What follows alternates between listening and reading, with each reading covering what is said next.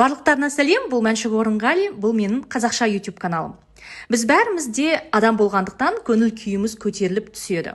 Жұмыс істегенде өз коллегаларымызбен, клиенттерімізбен, әлде мен сияқты студенттермен жұмыс істеймін, иә? Әртүрлі кезде біз өз эмоцияларымызды көрсетіп қоямыз. Ренжіп қалсақ, ренжігенімізді әлде айқайлап ұрсып тастауымыз мүмкін.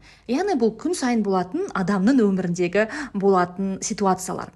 Бірақ өзім байқағаным, мынандай сіздерге кеңес беремін.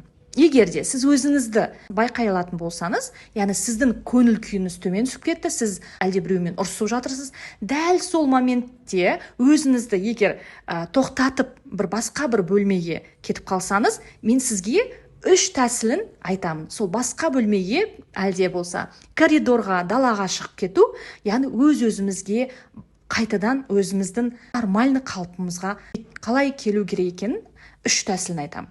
Өзім бұны қолданам, мүмкін сіздерге де пайдасына келер.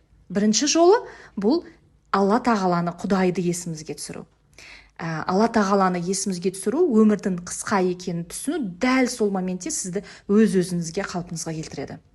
Екінші тәсіл, бұл өзім мен қолданып жүрген, бұрыннан бері қолданып жүрген методикам, бұл мастер-кит методикасы. Мен өзім оны қолданам, өз-өзіммен тып-тыныш жерге отырып, өз-өзіммен жаңағы орысша честно сөйлесе бастаймын. Яғни бізде мастер-китте бұны нервное напряжение дейді, сол моментте ұстап аламыз. Не үшін бұл ситуация маған келді? Не үшін мен негізінен жынданып жатырмын? Проблема қай жерде? Түбі қай жерде? Біз негізінен бір нәрсеге ренжу мүмкінбіз, бірақ түбіндегі жаңағы себебі басқа нәрседе жатуы мүмкін. Соны өзіңізбен бірге, өзіңіз честно сөйлессеңіз, жауап тапсаңыз, сонда сіз өз-өзіңізге қалпыңызға бірден келесіз. Мүмкін 5 минут, 10 минут керек.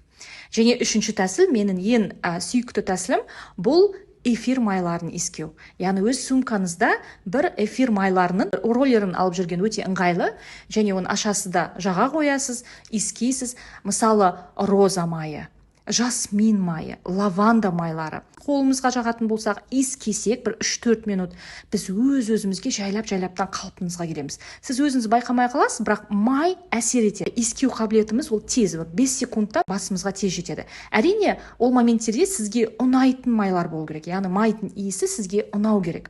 Мысалы, маған лаванда, роза майлары ұнаса, сізге мүмкін басқа бір майдың түрлері ұнайтын шығар.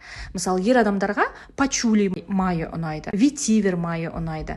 Және лимон, мысалы, кейбір адамдардың көңіл күйлерін көтеру үшін лимон, апельсин, грейпфрут сияқты майларды иіскесе, олардың өз-өзінің қалпына бірден келеді.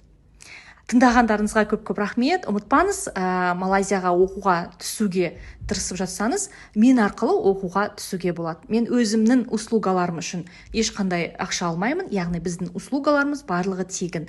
Тегін кез келген Малайзияның университетіне оқуға түсуге көмектесеміз. Рахмет.